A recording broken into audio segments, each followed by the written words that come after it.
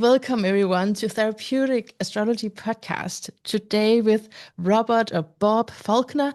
It is his third time here on TAP. I'm very grateful for that.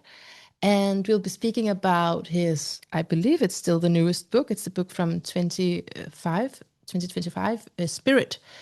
And yeah, I'm looking forward to this because Bob is such a expert and also a legend within the IFS world. Truly, we just a couple of chapters ago, we were talking with one of your students, praising you. So, and also what I love about having Bob on is that he doesn't have any more career prospects to worry about. So he'll give us the truth. Welcome, Bob. Good to be here. Yep. Yeah, I'm really old, so I say whatever I feel like I want to say and don't have to do any of that make nice stuff. Yeah, yeah, it's from the beginning of your book where you say you don't have to worry about that career prospects anymore. So that's Hmm. liberating. Yeah. And so is it your, I mean, you're such a, a prolific author. So is it still your most recent book, Spirit? Yes, Okay, good. and there were two books out last year, one on Swedenborg and IFS, Emanuel Swedenborg, and then Spirit came out, I think in December, and then in it should be out now, but there've been all these delays. There's a second edition of an autobiography I wrote like almost 30 years ago that will be out very soon. Okay. Um, and The Swedenborg book was a big success for them, for the Swedenborg Foundation. So we've started working on a second volume of it. And I'm also Oh, working on a major book that will be the size of the others within us, probably, okay. on the role of spirit in healing trauma. I've read your books I've bought them on Amazon, but on like an ebook. So I'm actually not even Mhm. sure how long they are physically. I, I, the others within it does not feel long to me. Really? Yeah, Yeah, it's 450 pages. I didn't even realize that. But I mean, it was so good Good. anyway. Um, Well, I meant major because, there's like a 32-page research bibliography, and I actually uh, read all that stuff. So it took 10 years to put that together, to do oh the my word. research and organize it. And, so that's a major project. The book Mm. on trauma and spirit that I'm working on, it's actually been my core interest my whole life. So I've already got like 30, 40 years of research into it. It's more like bringing it all together and making it coherent. It's been your core interest your whole life. I feel I'm so aligned with whatever that is. I mean, having to do with therapy and spirituality. How would you word it? What has been your core interest your whole life? Well, I think the way I would say now, if I was being rude, Please, which please. I will, uh, you can't heal from major trauma without connecting to spirit. Yeah, Period. Wake up. Quit the bullshit. yeah. Mm, yeah. All you academics out there, no, Mm, wrong. hmm. Yeah. So that would be the basic The, message. the essence. Yeah, yeah. Really, I love that. Okay, so I have a few questions for your book, and then we also talked about just reading something and see what happens. Hmm. But I would actually like to ask you first about the place where you talk about letting go of the raft. Do you know where that is, or should I read it Yeah, for there's you? several places. Yeah, and Okay. I think it's a classical Hindu thing. You need a raft to cross the river, but when Yeah. you get to the other side, you need to let go of the raft. Let go. But then what Spirit was telling me is with laughing, Spirit said, Bob, not only have you not let go of the raft, you're trying to carry it up a mountain. You're killing yourself. Put Yeah. that thing down, Bob. Put it down. Ah. And what is the raft?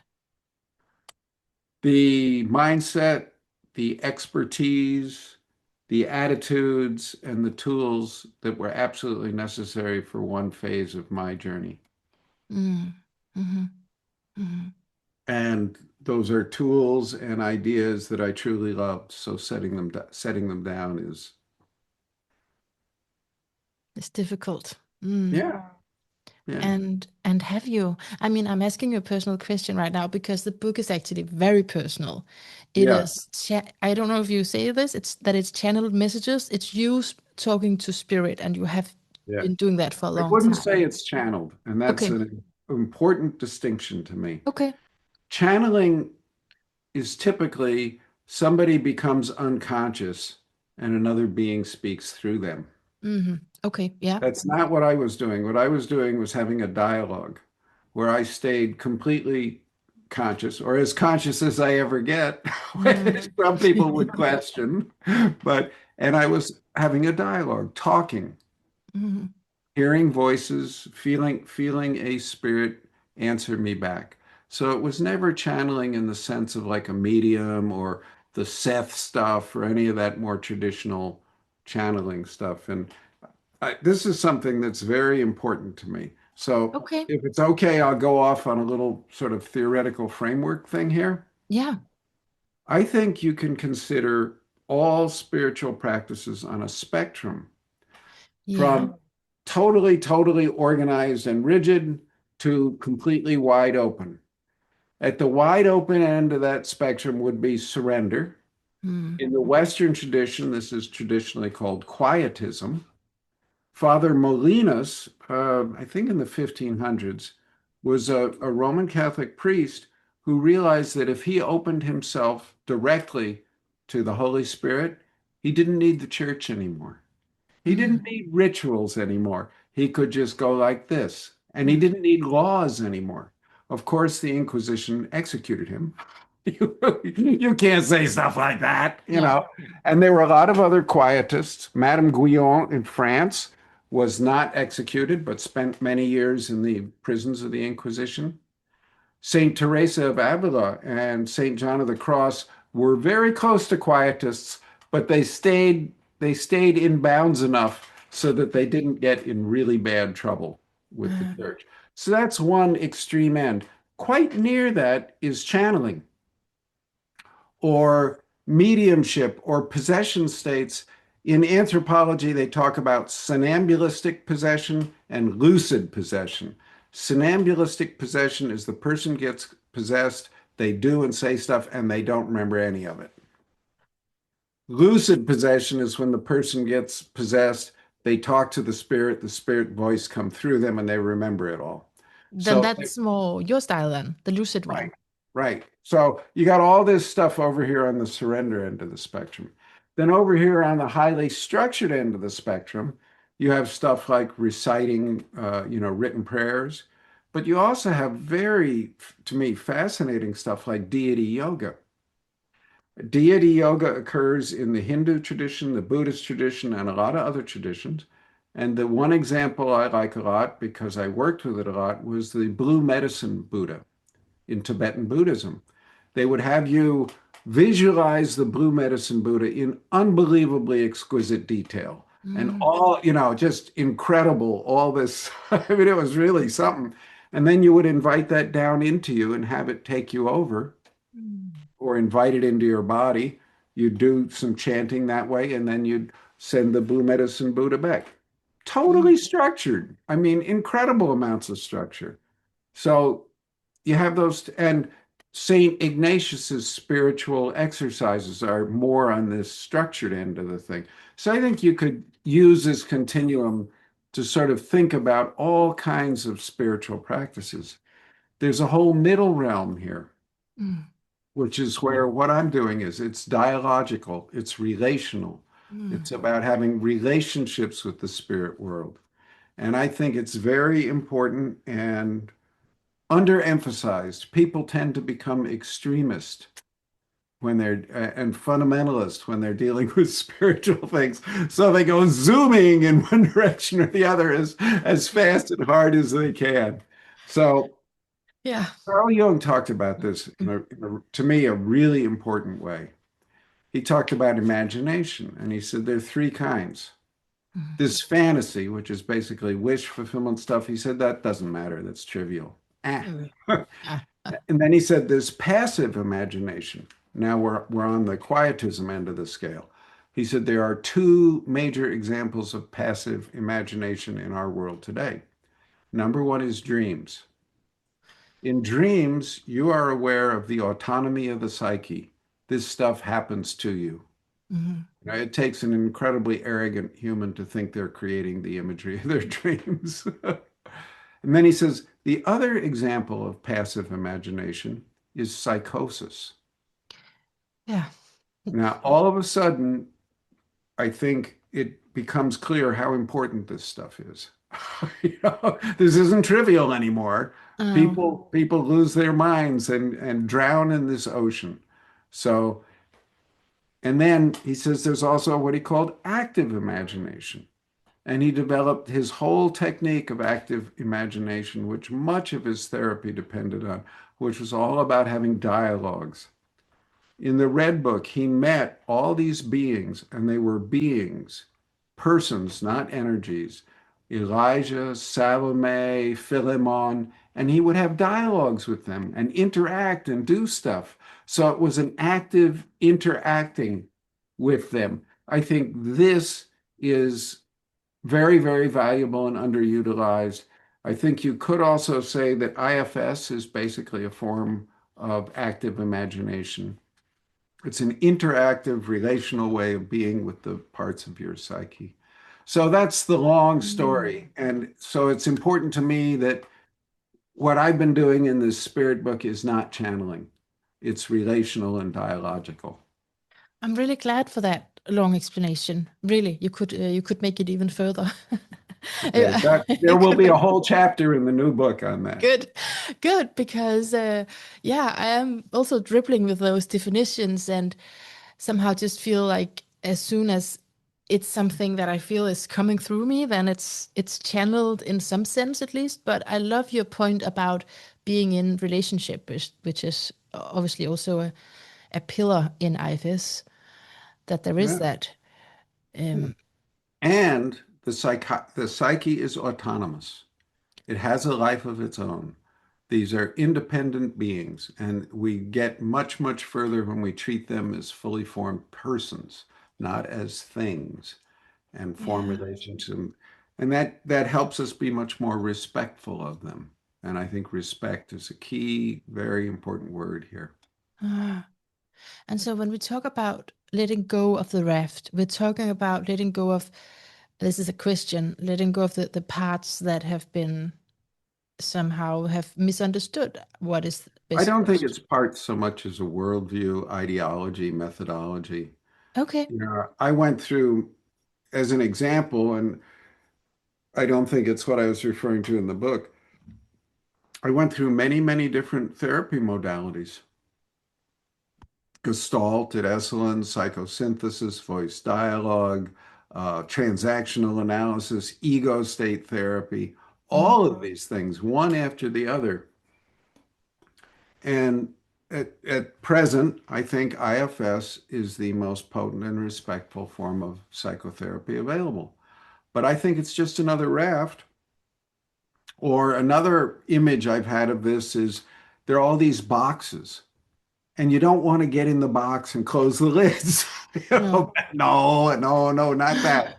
You want to stack the boxes up, learn the box, and then get on top of it and find the next box or go beyond it. And for me, I built a staircase out of maybe a dozen different modalities of psychotherapy and spiritual practice. And IFS is the current one, but it's just another step. It's not a final answer. Wow. I like that. That excites me.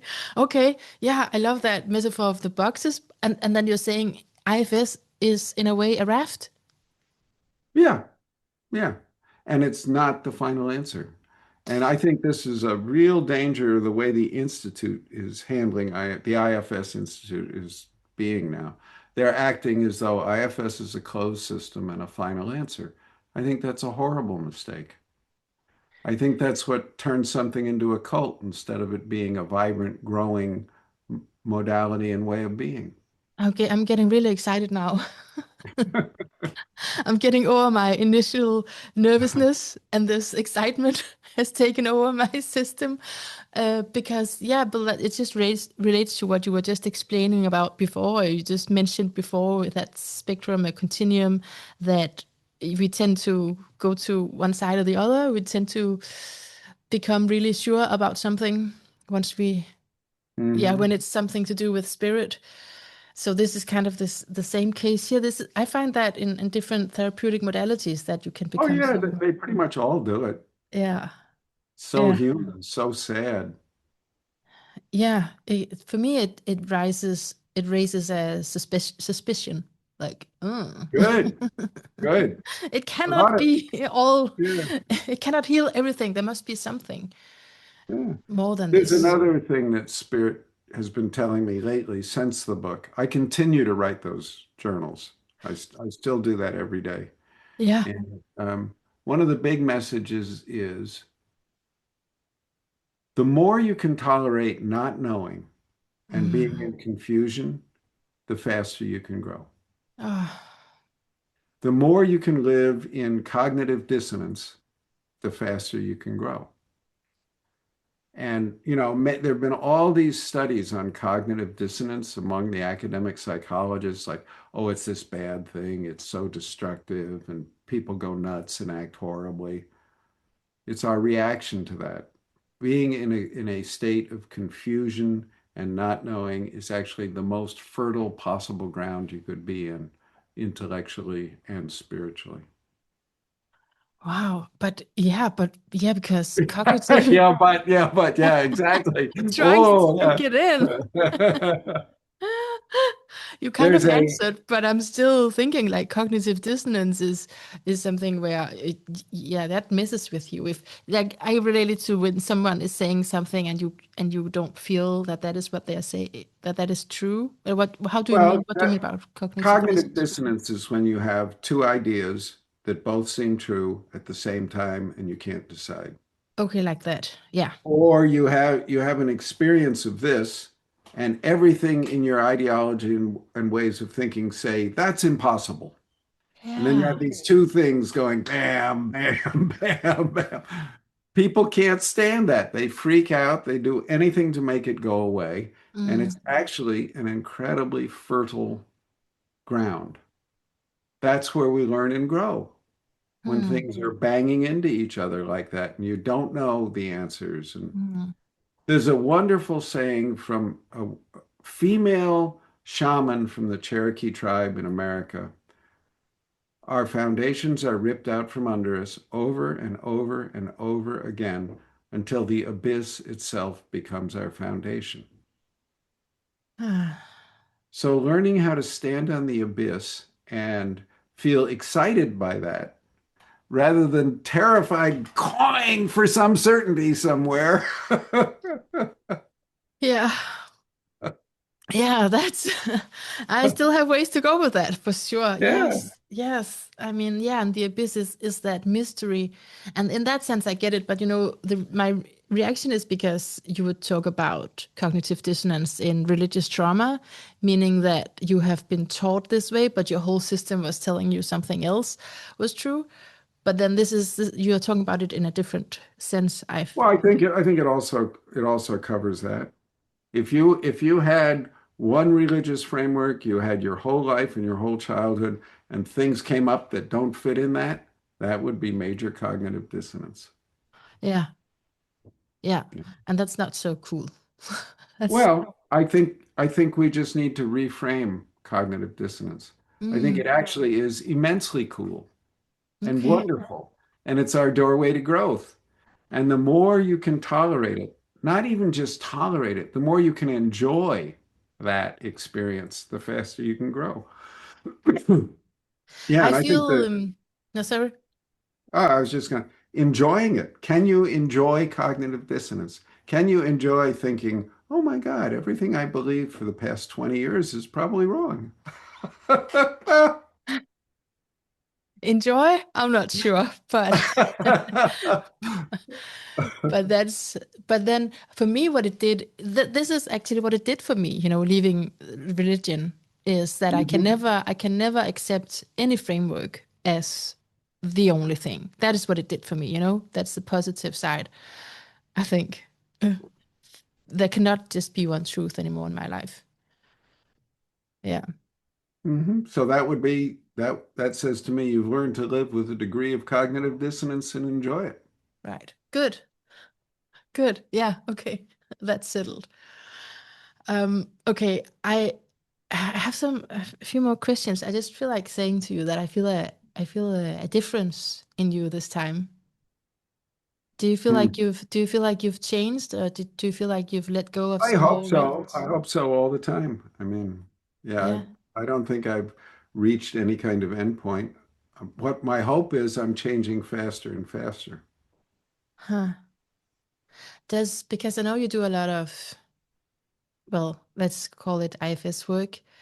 Um, s- Let's call it inner work. Inner work. Okay, inner work. But I mean with clients. Oh yeah, yeah, I do. Yeah, I see a lot Yeah. of clients. Does that continue to heal you? Do you feel it like that? Oh yeah, and I continue to learn new things. There's always more. And Uh, one of the ideas I have is that any person, even if it's your partner you've been living with for 50 years, they are fundamentally a mystery. mm, And they will always remain a mystery. And that on a good day, I find that exciting, delightful, attractive, makes me more and more curious. I'm going, oh, wow, depth after depth after depth in yeah. every one of us. And each person, I think, has contact with an ancient healing wisdom in their bones and breath and blood. And my job's to help them contact that. Mm, And as they contact that, I get to feel it too. And yeah. that's pretty wonderful. Yeah. And it's not like I'm bringing some answer, Bob's answer here. No. No. No. No, it's different. Yeah, and that yeah, you actually have quoted you on that. That personhood and love are both deeper mysteries, you say in the book. Mhm. James Hillman said something I really like. Yeah. He said a lot of things I really like. He said, modern psychology is primarily the attempt to kill the psyche. Mm, yeah. And I think what he meant is we want to put stuff in little boxes and put names on it and think we've got it down and all of that. No, the psyche is mysterious, has depth after depth. It's autonomous. We don't control it. There are all these beings. And the more we discover, the more we learn. It just opens up and there's more and more and more and more. Mm. Yeah. So by saying that, if I say, okay, I can feel a part of me, I have sadness in me, then there Mhm. are just multiple ways to go with that. You don't have any preconceived ideas at that point. No, no, you would know. I wouldn't. And Or then parts of you would know, or right. something inside of you would find a way. So when you say you don't have the answer, or you don't give the client the answer like that, then it's kind of No. ex how would you say it? It's like helping the client to find those deeper resources, or I'm just really curious about the client. And if they're yeah. not curious about their own experience, I find out what's blocking the curiosity in them. I basically usually just do one or two sessions with people and usually with their psychotherapist when they're really stuck, you know, Okay. they come. So, but every week when I see people, I learn new stuff. It's not like I got this down. It No. just opens more and more deeply. Mm, And I find that wonderful. mm, There was a time in my life when I found that very distressing. I wanted the answer. hmm Now it's just wonderful, mm. fascinating, delightful. So in a way, it's part of your philosophy, the unknowing. I mean, if you had the answer, it would be a different philosophy. Yeah, yeah. It would be like most philosophers are have an Yeah. answer and they're cramming it down your throat. Yeah. I've been studying the Neoplatonists lately Okay. because I've been read some books and I'm taking a course by this guy, Gregory Shaw, Okay. and he's a wonderful, wonderful scholar.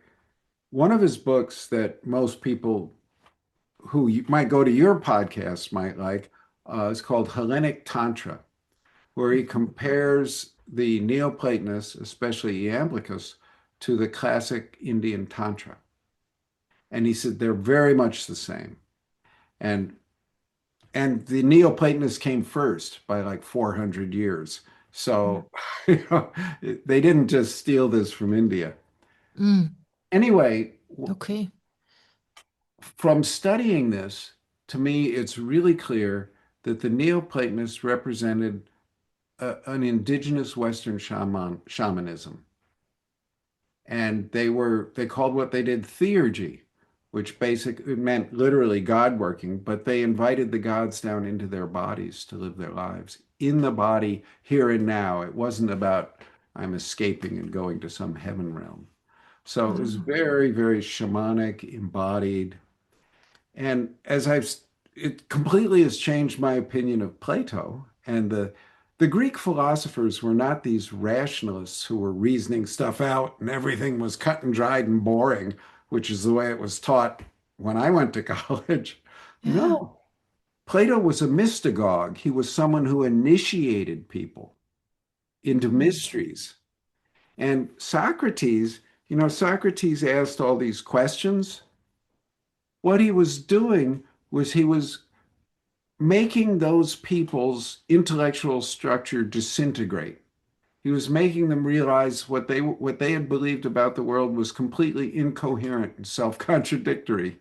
And he even talked about this. He said, "My goal is to reduce people to a state of aporia, which means not knowing." And he Mm. said, "That's the Before very knowing. first, yeah, if you don't go there, you can't grow." So I think that's like putting down the raft, you know? Oh, I love that. Yeah. And so, and Ah. this whole tradition of the importance of not knowing gets carried on in a lot of other places. But I think between the work of Peter Kingsley on the pre-Socratic philosophers, Gregory Shaw on the Platonists and Neoplatonists, it's really clear we in the West have an ancient shamanic tradition that's been there all along that we've been trained to ignore and pretend isn't there. We don't have to go into some tribe or other culture to find these kinds of resources and this kind of spirituality. It's right here. And that when you say that ancient shamanic tradition, that we are talking about where gods or spirits in some way become embodied through us. Right, right. And we can fly to other realms and visit there and all the same sort of stuff. And there's an ecstatic spirituality. It's ecstatic. There's a lot of ecstasy involved Mm. here. Mm. That's the feel good part of it. Yeah. Yeah. Well, and it's also incredibly fierce. I Ah. don't know, you know, if you misuse these energies, they can destroy you. That message is given repeatedly. What are you curious about it? Because you say you're reading this at the moment about, did you say tantric, Well, he compared Hellenic Tantric. Hellenic tantric? Yeah. Yeah, Hellenic Tantra. Well, because he's comparing the two.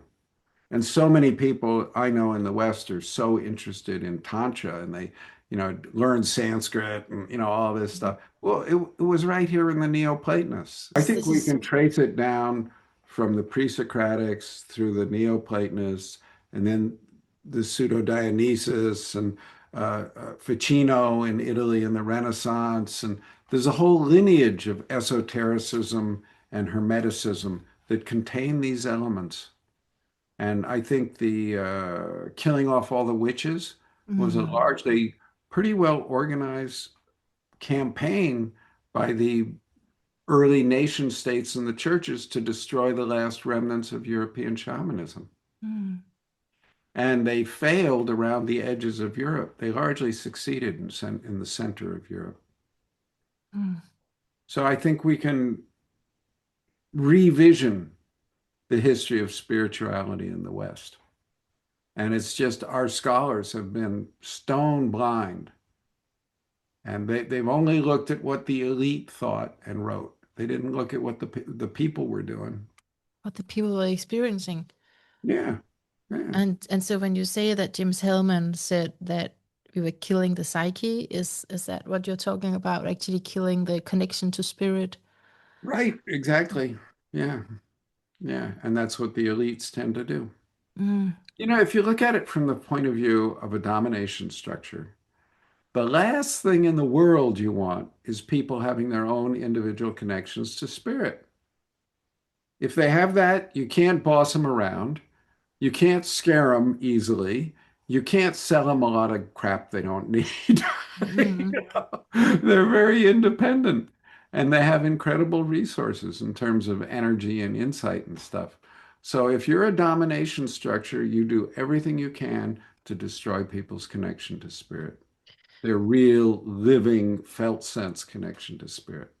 Right. Maybe that should be added because I'm thinking that even if you have a God where you are allowed to have a connection with him, if it's a defined God, it's equally as destructive and Well, and they, manipulative. they clearly say you have to have that relationship to God through us, the priests, and the ceremonies and the church, and we dole that out to you. Yeah, but in modern times, in modern churches, you would say I have a relationship with Christ or with God. Yep, starting to come And back. and so that can also be very limiting if you have a clear idea about what that is. And so that's why I really like your openness here. One of my teachers, he's still alive. He'll be 100 in a couple months, but Wow. he's retreated into the monastery. Brother David Stendhal Rast. Mhm. He Roman Catholic monk. I'm not Catholic. My family's not Catholic. And he was famous for being the first Catholic monk to practice Zen Buddhism. Mm. And very learned man and very doctrinaire Catholic. He was asked at one point, he said, "My favorite name for God is surprise. The unexpected, the new, the fresh. Yes. Yes. Not all this boring old doctrine that he's had Good. forever. It's surprise." Good. Good. Good. Yeah. Okay. Good. I should start calling him that. Yeah, dear surprise. Exactly. Oh, yeah. Please bring me more of you. Wonderful. Oh, okay. So I just to follow up on that, how would you define spirit? I mean, if we don't have that, I don't. we don't define it. I Okay. don't. Well, and I don't. When I'm working with people, I just ask them what language do you use? I don't want to Yeah. impose my language. I want to learn theirs. It's fundamental respect. And the other thing is, I don't need those kinds of answers. I Mm. think those kinds of answers come from asking the wrong question. Like you meet some powerful psychic being inside you that fills you with light and energy and joy. And most people immediately go, "What is that? What is that? I want to know what that is. Who Yeah. is that? What's the?" No, that's the wrong question. It will Mm. take you down a path that will lead Mm. you astray for hundreds of years. And you can argue about it and write books, and it gets you nowhere. I think the question we have to ask is, how do I develop my relationship with you? Yeah. That's a Wow. very different question and leads to an entirely different kind of discussion.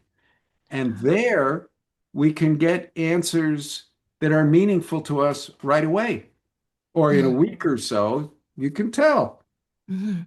Is my relationship to what's deep inside of me stronger or is it getting weaker?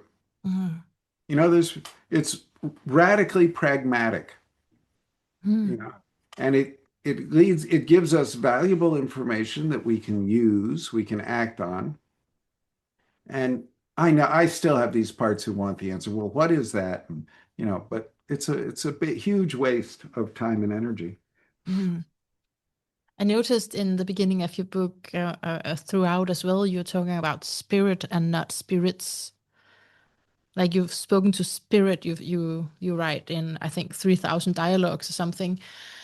But but Yeah, is there a because point that it's one? there's one who talks to me, but I believe Okay. they're plural. I mean, I know they're plural. Sometimes there's a female one around, but she never uses words. She communicates with me in other ways, which I can't Mm. put in a book so well. Yeah, that's the thing. Yeah, that's the challenge of communicating about this. But I feel it's so important. So I mean, I had some. I had a course yesterday. I did a course yesterday on breath work, Hmm. which is one of the practices, right? And that you could, where you could utilize maybe your connection to going Hmm. deeper than your personality structure. And he kept saying, you don't think about it. You don't have to understand this. Just let go of that for now. And it was Yeah, just, even though I knew that in the beginning, it was helpful throughout because that's my automatic to like think, what is this and what's going on? And just to let that go. Um, yep, yeah. It's so destructive. I kept working with my fear of this meeting, Bob. Well, I'm sorry I'm so scary. I don't know. Sometimes it just actuates me because I want it to go so well. And yeah. There's a thing in Gestalt that I don't think is true, but it's close to the truth. They say fear is excitement unsupported by breath. Good stuff. I think that's an exaggeration, and I don't think, I don't totally buy that for a lot of reasons, but sometimes it's very helpful. Mm, yeah. Well, I breathed through it for sure. But that's something that's I think that is I don't know if you mentioned breath work, but that you in your book, The Others Within, you have mentions of a lot of practices, right? Yeah. And the use of psychedelics has been very important to me for over 50 years. Uh-huh. So You still do that? occasionally, but I'm getting so old, 78, it takes a toll on my body. Yeah. But not very often. I've never done iboga, and I've always wanted to, but that's the most potent, and it typically lasts like close to 30 hours, and people have died doing it. And Oh no. I talked to some of well, you have if you have a certain kind of heart arrhythmia, you can't do it. Okay. But I've talked to some people about it, and they say, "Well, we've never had anyone over like 71." So you're not sure? I'm not sure. I probably won't because I think there's so many exciting things I want to do. So many more books. I love the clients. Do these small supervision groups. I absolutely love. I'm doing more stuff overseas, which I really love, and seeing how this gets expressed in Japan and Vietnam and other cultures. So it's just such a fascinating world. Mhm. I I'm hoping I live as long as Brother David. Brother David published a book at 95. Who's brother David? That guy I told you about before who likes the name Surprise for God. Oh, okay. Yeah. Okay. Yeah. So that's my goal. I want to keep writing for another 15 years. Mm. Yeah, you should. You should. When it's so potent in you. I mean, I have my questions, but Okay. I'm also allowing just to be with you because I really enjoy that. And I'm trying to remind myself of my fearful part. See, he's he's fine. He's not gonna hurt us, you know. He's not gonna hurt us. Right? And I really I can feel your being, and I'm Mhm. just like trying to lean into that rather than just push Okay, through this. good. But we have a There's little bit. one thing that's come up that I Yeah. wanted to just a little story I'll tell about something Spirit told me Mm. repeatedly, and I think has elaborated it even more after the Spirit book came out. At one point he told me, Bob, you have tried to storm the Palace of Wisdom through its sewer system. And then we Mm. both laughed. And he said, kind of stinky, but actually it's a really good choice. And then he's laughing some more, and he's sort of going, "No crowds down here, are there?" And now we're both laughing. And then he says, more seriously, if you try to go to the Palace of Wisdom by the high road, the road is lined on either side with very clever tricksters dangling gaudy, beautiful, shiny objects trying to lead you astray. Down here, there's none of that.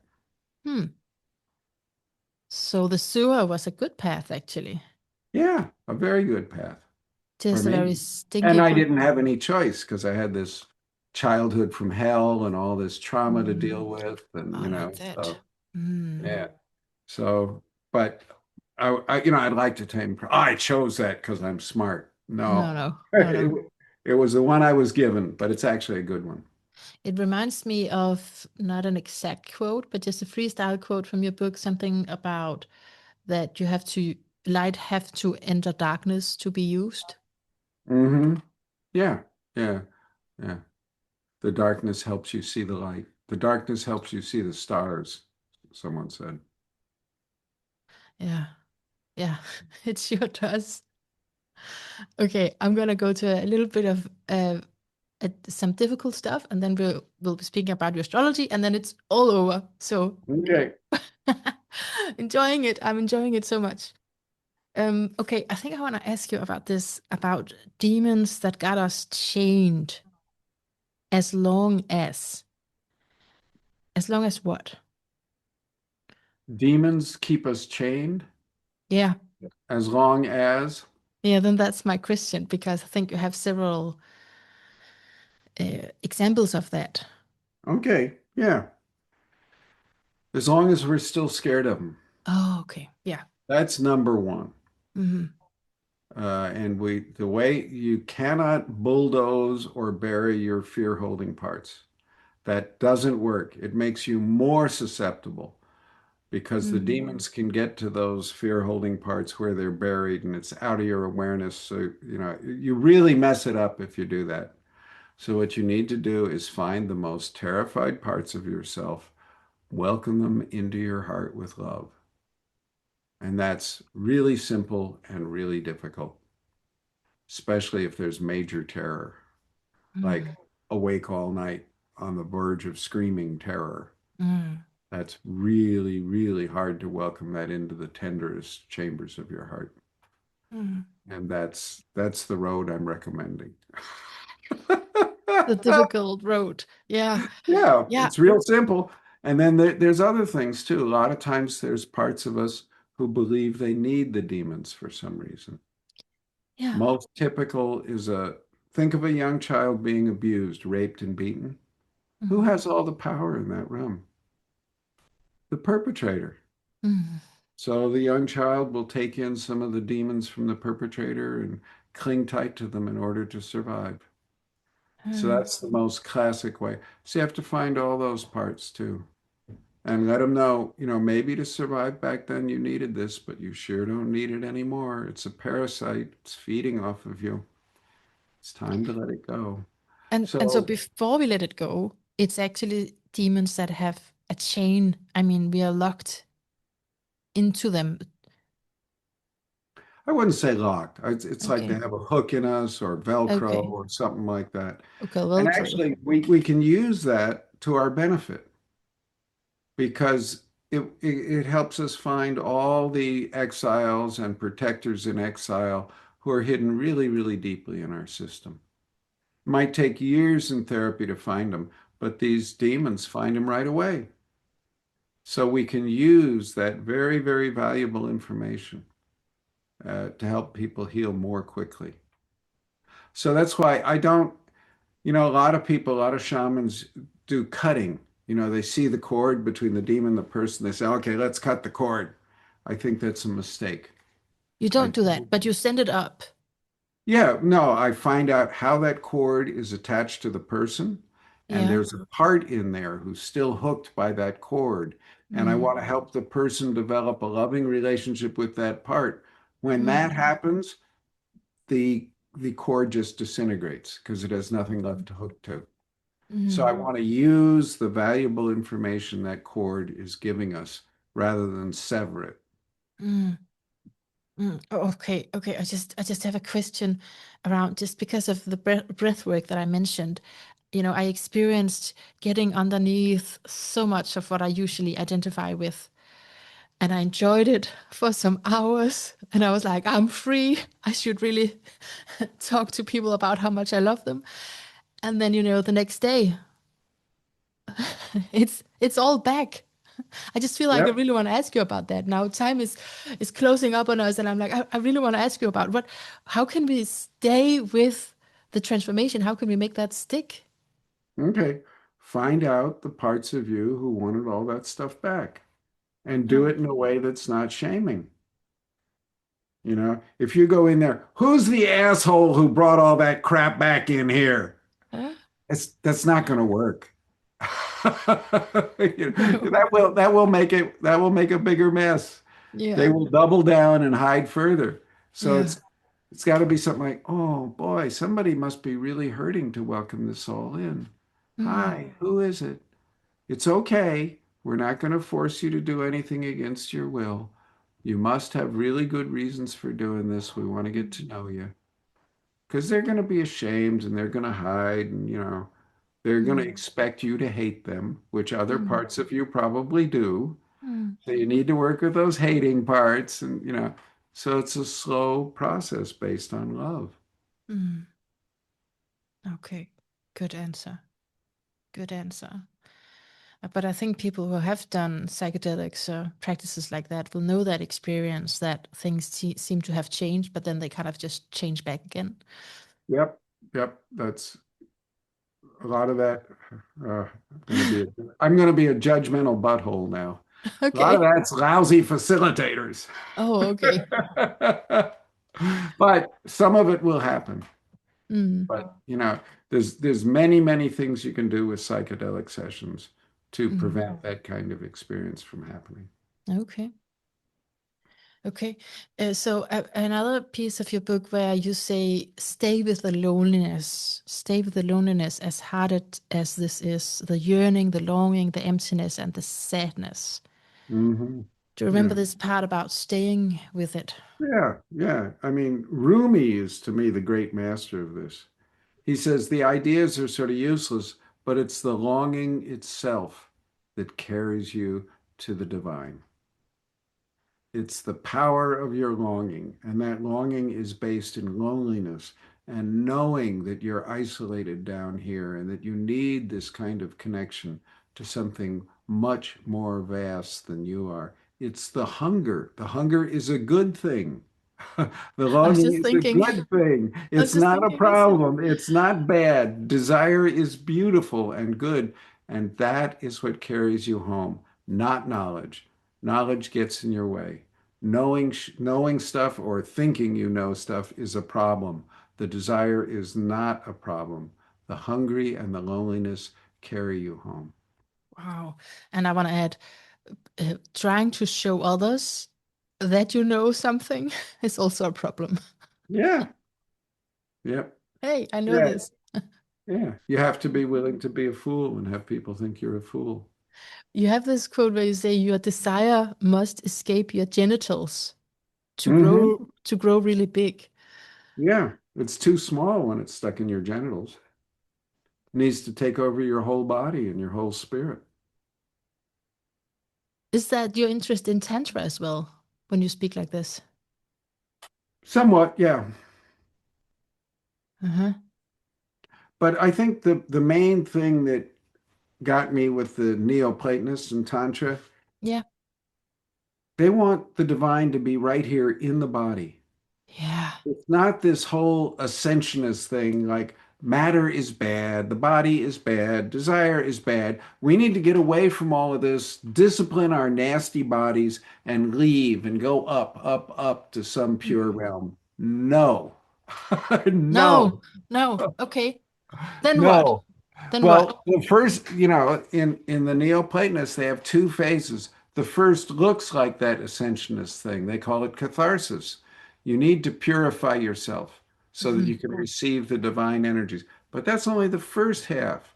The second half is you draw those divine energies down into your stinking fleshy body with Yeah. its sexual organs and fluids and all of that. And then you become the hand of the divine here on the planet. Mhm. And that matter is made, all matter is made in the image of the divinity and is divine and sacred, and we don't flee it. Someone said when you start to become awake, every leaf of every tree is a sacred text. When you begin to become what?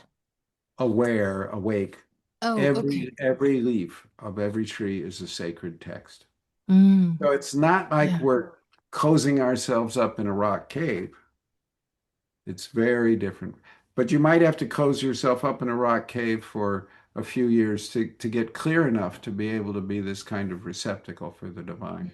Mm, Yeah, yeah, I think I I, get that. it's really important to me because a lot of people act as though being born into a body and into a physical world is some kind of horrible mistake. I don't think so. Did you think so? Did you think so before? There were times where I got very ascetic and was sort of moving toward anorexia and that that whole Like a long time ago, that was. Yeah. yeah yesterday. Was it here yesterday? I'm kidding. Are you It's still hungry? it's still a tendency I can have. Okay. No, it's pretty much I'm not going to go back in that direction.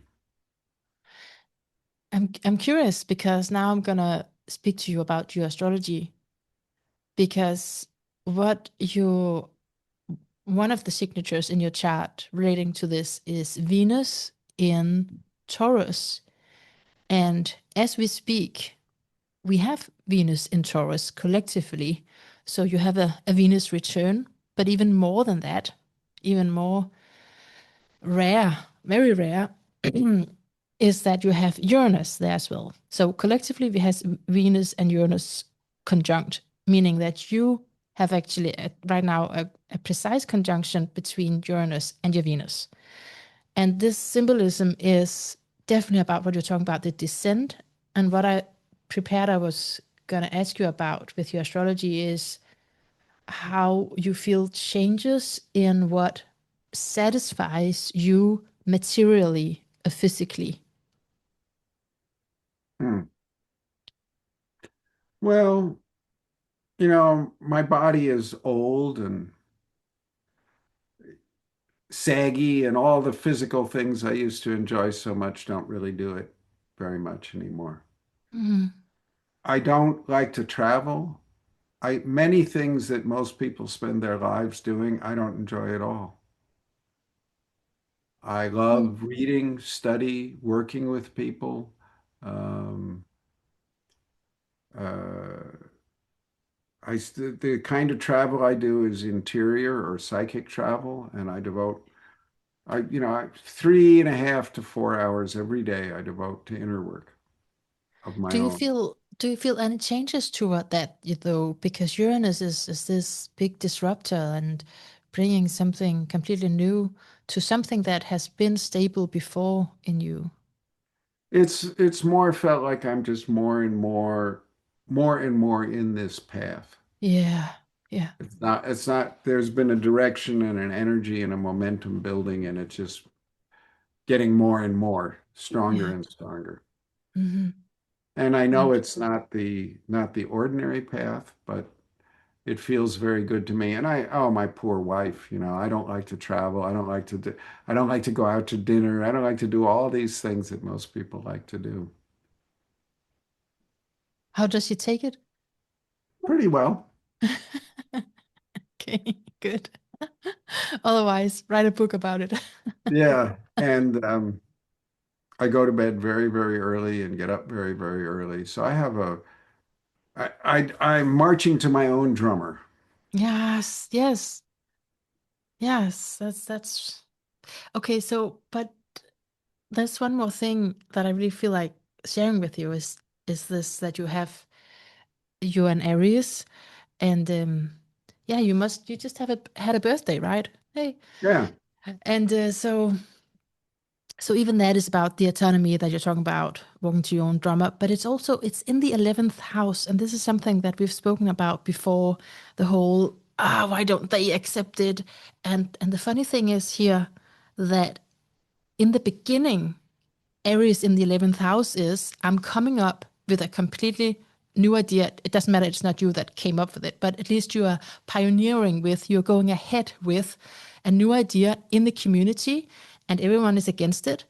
And over time, it becomes normal. So there's a whole crowd doing this now.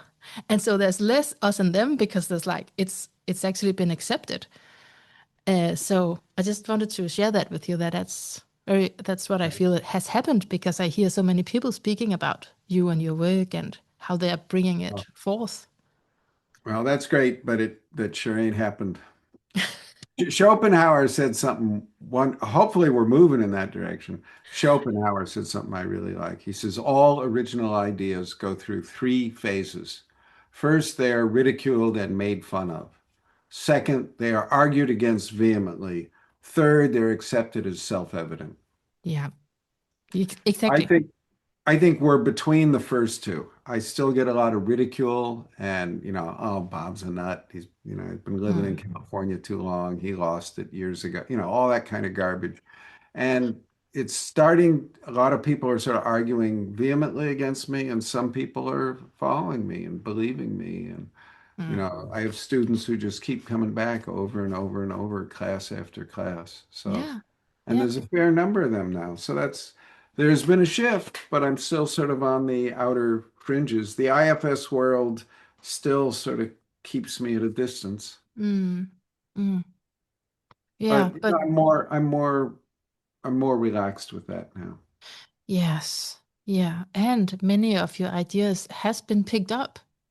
It's maybe not by the people that you sent it out to in the beginning, but they sure are going around, Bob. I mean, it's huge. It's it's Good. it's huge. And so, yeah, I think if I should say this message to you around the transits right now, it is around that what satisfied you before cannot do it anymore. And there's this, I mean, yeah, some motivation to maybe write a book. I mean, I don't know what you're going to use with it, but some energy to build something new is Hmm. arriving because Saturn is coming right up to your sun. Yep. Well, I've written 9 books, so this isn't exactly new territory. Exactly. But it is where my energy is going, and I Mhm. find I find there's huge resistance to writing this book on spirit, Okay. uh, Okay. Yeah. which, but I am pretty sure I will overcome the resistance and get it done. Yeah. But No, that's I think that could align with Saturn approaching your sun. Like I feel like it's saying it's a massive work and it wants it to be right, and it's like yep, an and it's well, one way it's moving at this is not in the therapy land anymore. yeah, okay. Okay, isn't spirit always in therapy land or No, I okay. mean all these people like cognitive behavioral therapy is the dominant form of therapy in Yes. and it has nothing to do with spirit. But to you, To me, yeah, but it it's just is. more and more and more and more. Okay. More and more. Yeah, it's Okay. uh yeah. And the whole diagnosis thing, the whole DSM, there's no spirit anywhere near that book. No, not the established ones, the dominating ones. No. Okay. Bob Falconer, we are right on time. Thank you so Okay. much for letting Okay. me tap into your being, to your wisdom, and everything that you've shared so broadly and with the world. Yeah, thank you so much. Great. Wonderful being with you.